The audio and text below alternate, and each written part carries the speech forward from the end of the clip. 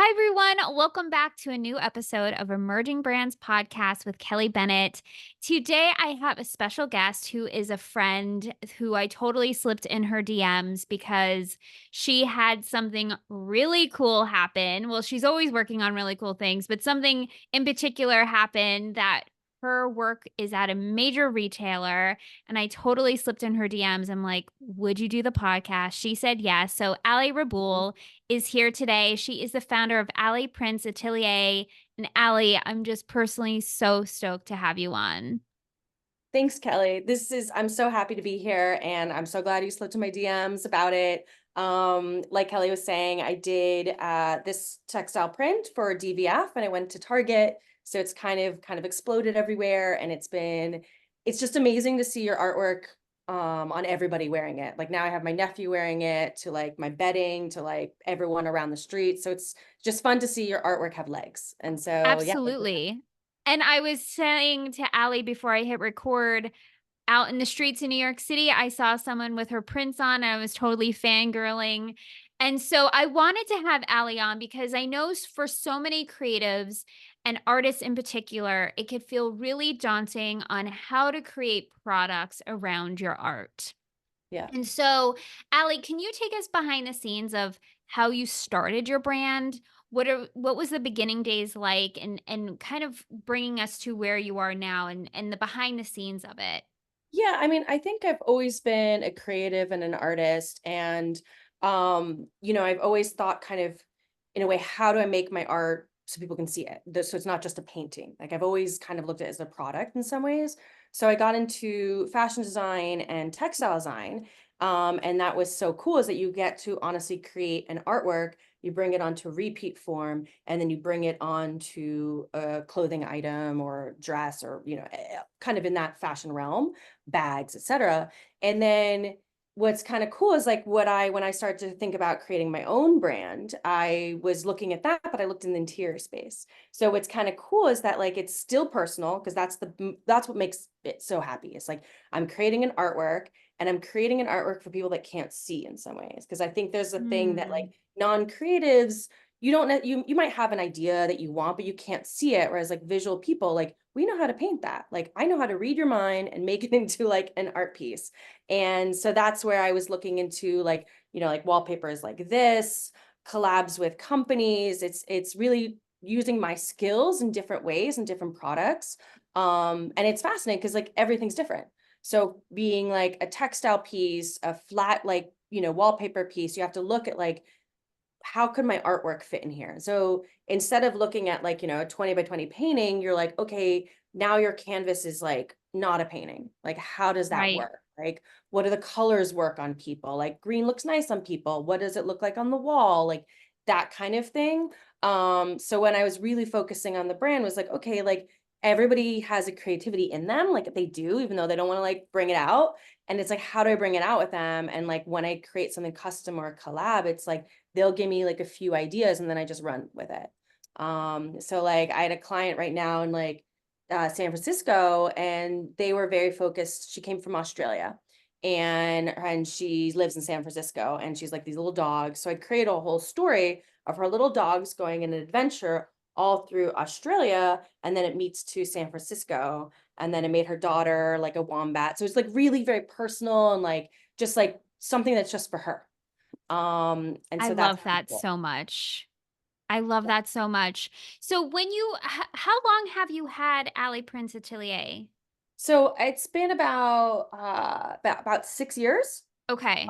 And before that, I had a fashion brand where I did a lot of textile prints. So I feel like for like all of you, all the entrepreneurs listening to, it's like you keep pivoting your brand, you keep changing it, you keep tweaking it, and I think that's what's so cool is that like I've kind of tweaked it to a place where I do a lot of interiors because like my wallpaper stuff, but then I do a lot of like, fashion stuff, like you see here. Like you keep being open. And when I create custom storytelling, like I'm working on a book right now for somebody like little birds, all these little birds where the family has seen. So it's like a little kid book for their kids of all like these watercolors. So it's like how fun is that? That is Like it's so always different. fun.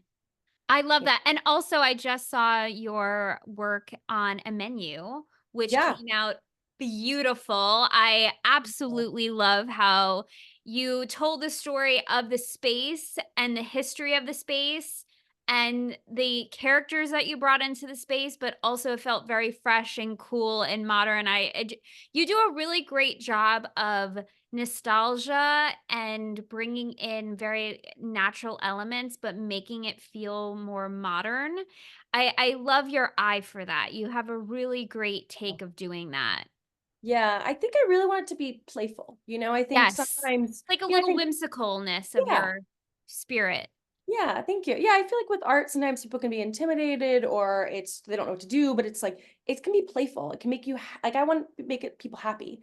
So with that menu item was like, okay, we do the menu. It's more of like a kind of a place that's a little bit more conservative, I guess, in some ways. And then it's like, but let's bring something fun into it.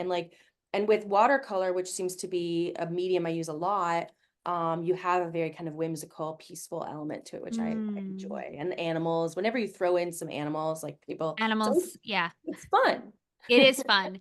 Absolutely. So walk us through from maybe more so the business side or the brand side of how you work with brands, because I think that a lot of artists and makers and creatives are like, "Yes, this is my goal." But do you have any insight or maybe just walking someone through like how you work with a brand or approach brands, or maybe just the basics of how that operates, just to give someone some more insight of the behind the scenes? Yeah, I mean, I think there's a bit of a lot of like patience in some ways. I think Mm, you can find some doors, which is like finding a freelance like opportunity with some brands, because a lot of brands, when you have like a skill, they want to be involved. So they want right. to know you can offer those skills. You can especially for like an artist, a lot of like textile brands and fashion brands need artists because they don't necessarily have an on-site designer. Like some do, but some of them want to have like a fresh new artwork because and so you can go to them, you can do an artwork. There's showrooms, there are representatives that you can show that to. And then also just like approaching people. I think there's a lot of networking. I love networking. I love talking to people. And then you can then you'll be on their radar for the next time they need some artwork. Sometimes I've done artwork for people's homes and then also like they have something in their brand. So kind of like I think that's a great way too to kind of talk to people. And then patience and knowing that you're gonna get rejected. Like Right. there's no way about it. You can't just think it's going to happen. And then sometimes like the art that you don't think's good, people like. And that's always the weird part of it too. You're like, I hate this one. Everyone's like, I love it. And you're like, okay. I've So, heard I that mean, from many artists too, of like sometimes it's the work that you're like, this is not good, but that's the one that people actually really love because we're so much more self-critical than what a yeah, consumer would say or feel or think. yeah, exactly. And then like listen to the brand. Like I did a collab with Giggle, the kids brand. And I was, talking about the little animals, I'm painting the animals, and they were always like, it needs to be cuter, he needs to be fatter. And I come from the fashion space where it was like, what? So all of a sudden Mhm. I was like, I made them all like a little bit like really cute, like bubbly, and just big eyes with big eyelashes. All of a sudden they're adorable. So it's like That's so you just interesting. yeah. So if you start to look at cartoons, you'll realize all their eyes are really big and eyelashes. Just literally put a monkey and I put some eyelashes and made him like really cute. All of a sudden he's cute.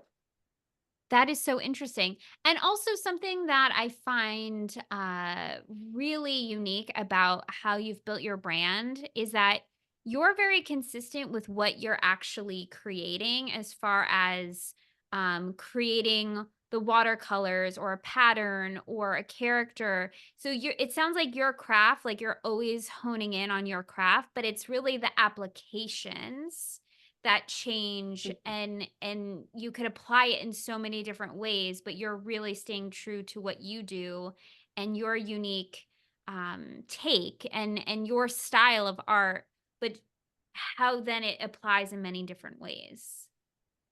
I love Yeah. that. Thank you. And I do think there's an element of like practice that you Mhm. don't see behind the scenes, which I think is like, I always like try to tell creatives, like, just have a time to do something for yourself. Like Right. I have a sketchbook that I bring with me on my little travels, and it's just, and I'm kind of mean. So what I do is like I don't allow myself to have a pencil. So it's just my pen and just ink and then watercolors. So that even if I can't mix the line, it's a lot of lines, but it's more freeing. And I think it like helps me to experiment, helps me to come up, be more spontaneous. And then I'll do like a YouTube video of like a new painting technique. I painted recently this like piece with this like with you paint with like a credit card and you bloom it around and like so it's always experimenting because I never know what project will come about. Like I said for the kids, I did like color pencil because that's more cute. And then for another client, I did like an acrylic piece that was like much more serious. So it's like it's kind of continually experimenting, but still in my own style. And I think that just Right. makes it more fun. And then you'll see what applies better, like does this apply more to an actual painting, to a home. So it's like kind of continually experimenting with that, which is kind of fun. No, I think that's a really great point of keeping yourself in a creative space and always working on your own craft because oftentimes, whatever your medium is as a creative, you could get really caught up in the logistics and it takes Yeah. you out of what you're actually passionate about on the creative side. And so I'm glad that you spoke to that because it's exactly what you said. It's the things that you don't see that really help you stay present and engage in working on your craft so that when you have different opportunities, you've been preparing for it the whole time. Yeah. And I Love also that. think this makes you continue to enjoy it, like, because I think Yeah. there's something about, especially when you're in the heat of a project and like towards the end, you're like, I kind of hate this, just because I think that's the realm of like creating. You're like, I hate Right. this, I hate everything Yeah. sucks. Yeah. It's nice to be like, no, like go off on your own, paint something just for you that makes you happy, that like the reason you did it. Like, I think for every entrepreneur, the reason you created the business is because you love to do this. This is like your passion. This is what it is. But when you get down to the nitty gritty, sometimes it's not fun. So maybe it's step away or it's paint something just for you. Like sometimes I'll paint it, it's so bad. And I'm like, that's okay. I'll just burn it. No one's going to see it. Yeah. Like, Put who it in the cares? fire. Absolutely. Exactly. So, something that again, touching upon your, sweater that you have on right now, you touched upon it earlier. Can you take us more behind the scenes of having your prints at Target? Because I feel like that's just such a cool moment and something that so Yeah. many people, I'm sure, have on their mood board, wish list, vision board. Like, how did that happen? it's funny because it's like I think what you were a little bit telling about that story, it's like the first time someone wears your artwork is like mind blowing, right? Like it's just like so I actually the first time I ever saw someone wear my artwork was many years ago, and I created a print also like for DVF. And it was at a club, and it was like the first time I'd ever seen my art in public. I didn't know the person. I like ran up to her. I was like, "Can I take your photo?" Like I still have this photo of her. I think I scared her because she's like, "Who are you?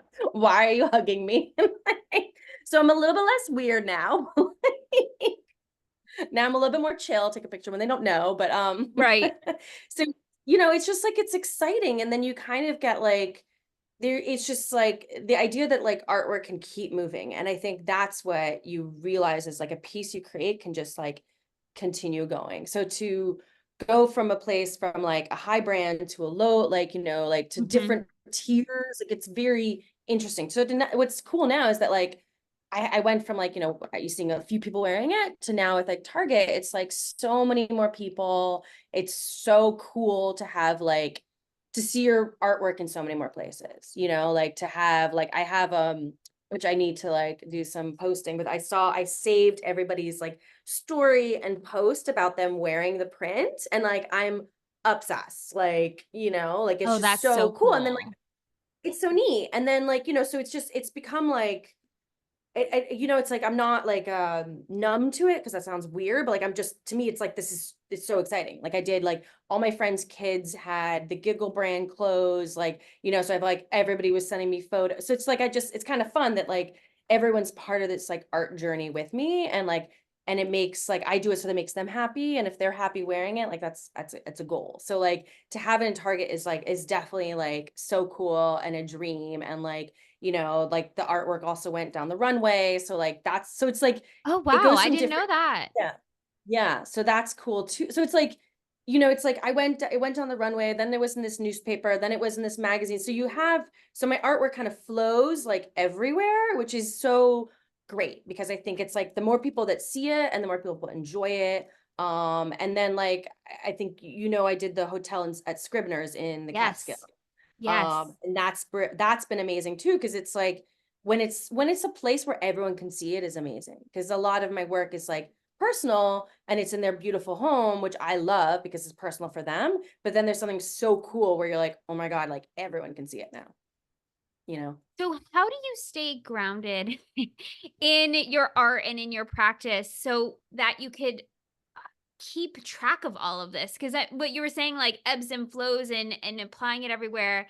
I would love to hear just how you keep it grounded and centered, but also make it so open for different interpretation. What do you mean? Like for your own craft and your own brand, like how are you getting your name out there of like Yeah. this is what I do, but then making it so open for different application? Yeah, I think that's a bit of always a challenge, because Yeah, there's like, it's like, how do you, because you're open because a lot of times I want my art everywhere, but then it's right. very, but then it's also very specific.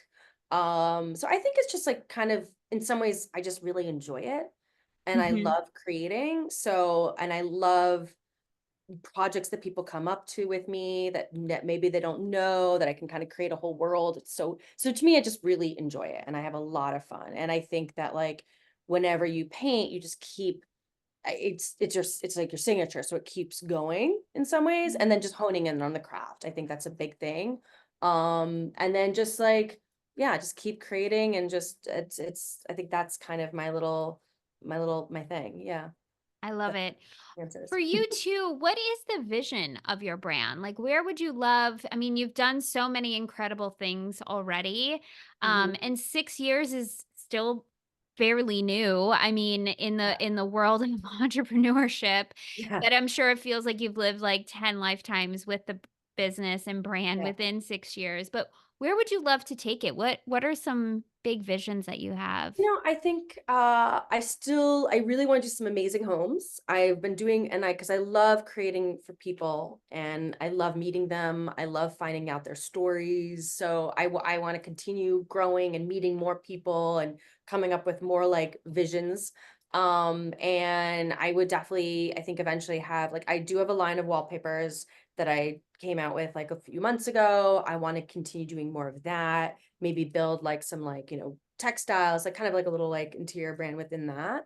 And then just yeah, keep creating and like I think it's that's kind of my vision. And I always am because I'm an entrepreneur and like, like things can change, but it's really to be able to kind of keep creating my artwork and really keep building and creating and painting. I think that has always been my goal is like just to create the most I can.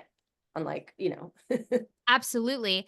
And when you were just saying with your vision, I could totally picture one day like a pop up or a store with like all your different prints and all different applications from textiles to homes to fashion. Yeah. And I just love, again, how your signature style of art could be applied in so many different ways. Yeah.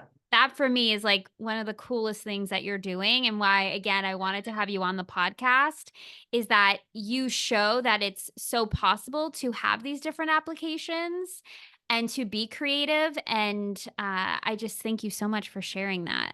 Thank you. You're Yeah, so definitely. welcome. Where can someone shop the wallpaper, shop textiles, all the things? So, my website is ALIPRINTS.com. So it's ALIPRINTS.com. And so there you can see all of my wallpapers, my projects I've done. You can also see like my custom work and yeah, so it's like and you see little videos of me creating. That's always been fun and yeah, it's kind of cool. And I'll definitely add Allie's Instagram also because she shares these really great videos of her painting and seeing the process. I always love your content because, Yeah. again, you bring us behind the scenes of what you're creating and it's gorgeous and stunning. So, everyone, you'll have to follow Allie. I'll put the links to everywhere. This wallpaper is gorgeous. And thank you, Allie, again for coming on the podcast. Thank you. Thank you. Yeah, You're no, it's so great. welcome. And like, yeah, Perfect. Perfect. Well, thank you everyone for listening. Go follow Allie Prince and shop her wallpaper, textiles. Thank you again, Allie. And for all the creatives who needed that reminder to keep going, I hope that this found you well and get creative. And I'll see you next week on Emerging Brands Podcast. Bye.